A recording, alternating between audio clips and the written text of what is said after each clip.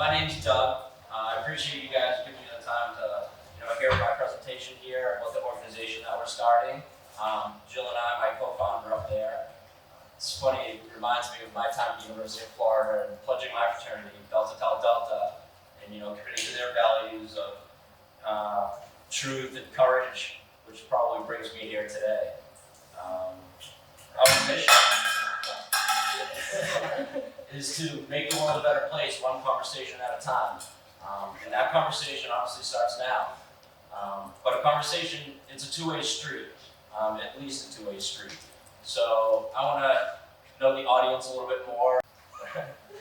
I'm actually the type of person who likes to address problems head on. I don't like to sweep things under the rug. And I was sitting at home kind of reflecting upon this when I thought, I'm going to put an elephant in each room of my house. An elephant painting, a toy or stuffed animal. Something to signify that in my house, we're not afraid to address the elephant in the room. We have open, honest dialogue.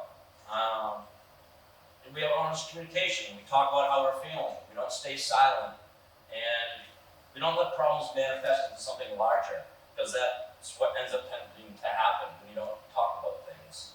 In my experience, it's much easier to solve problems with healthy dialogue and partnering together to solve it. That's what helps grow relationships, rather than relationships deteriorating due to a lack of communication. So the next day at work, a colleague came up to me and she wanted to talk about something I knew that was difficult for her to talk about. She was actually insecure about her position. She was worried she was going to lose her job. So we sat down and talked it through, and she felt so much better about what we talked about after, and she thanked me for my time and sitting down and hearing her out and talking it through. And I said, no, thank you. I know how hard it can be to approach somebody, especially when it's a difficult thing to talk about. And I told her about the idea I was having the night before about putting the elephant in each room of my house. And then an idea kind of came off in my head about putting a toy elephant in her desk.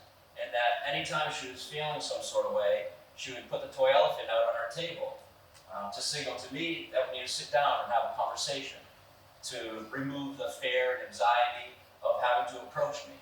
I see the elephant's out on the table. I know, hey, she's feeling some sort of way. We need to sit down and have a conversation about it.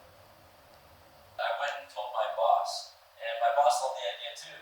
My boss told me, go buy all the elephants. So I started to think I might actually have maybe an idea that, I don't know, is it a business?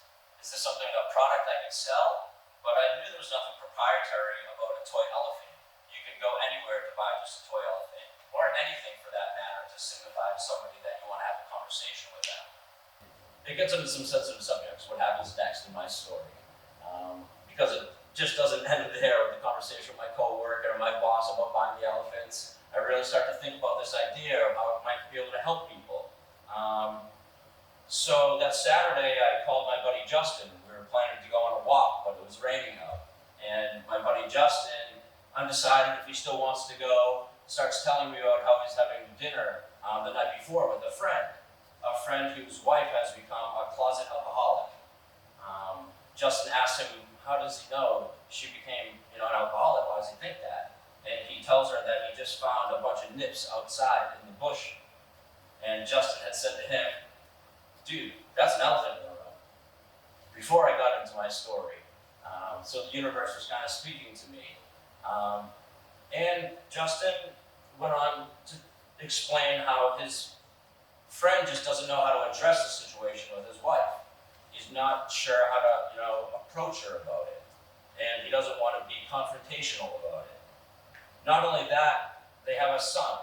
And I won't mention his age, but he's young. And she sends him upstairs in his room while she gets shit-faced downstairs. And you don't think he knows what's kind of going on? Imagine what he's getting exposed to on his iPad rather than spending quality time with his parents. So I tell Justin about how I had this idea earlier in the week about putting an elephant in each room of my house. And it was ironic how he had the conversation with his friend the night before. And I told him about the idea about putting a toy elephant in my coworker's desk. And Justin liked the idea. And then I thought, hey, maybe his friend can put an elephant on their kitchen table. And when his wife comes home from work, she notices the elephant and says, hey, what's that? And his friend says, that's the elephant in the room, honey. When you're ready to talk about it, let's talk about it. Because in my experience, it's a lot easier to have a conversation with somebody by saying, there's something I want to talk about. When you're ready to talk about it, let's sit down and talk about it. That gives everybody a little bit more time to think about what they want to say and take a deep breath.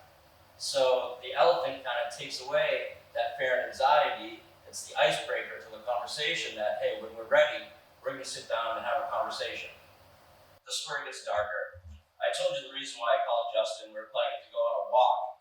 It wasn't really just any walk, it was a vigil. It was a vigil for another colleague of mine. Her name was Nancy Hansen. I had worked with her for a long time for a business that went under during COVID. And I had been trying to hire her for the new organization that I worked for. Just a couple weeks earlier, Nancy's husband was arrested for beating her to death with a baseball bat in front of their 3 children. You can't tell me there wasn't enough in the room of their relationship. So it was during the conversation with Justin that a light bulb went off. Sure, there's nothing proprietary about an elephant, but there can be something proprietary about a specific elephant. An elephant that represents hope. An elephant that's tangible and that can help people. Help people that are in difficult situations, like Nancy or Justin's friend. So now you know a little bit of the passion behind our mission to make the world a better place one conversation at a time. The next day, I did what any insane person would do. I searched, how do you start a nonprofit organization? Now it's about 8 months later, and I'm standing here today.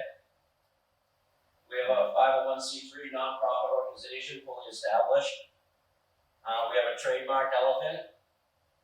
We have a .org website, thehopeelephant.org. I hope you check it out. We have been recently published in the United Way newsletter and the NAMI, which is the National Alliance of Mental Illness, and Mass Business Network recently put us on their website.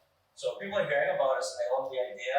We got some requests overnight for some THEO starter conversation kits that we have on our website that we're donating for organizations.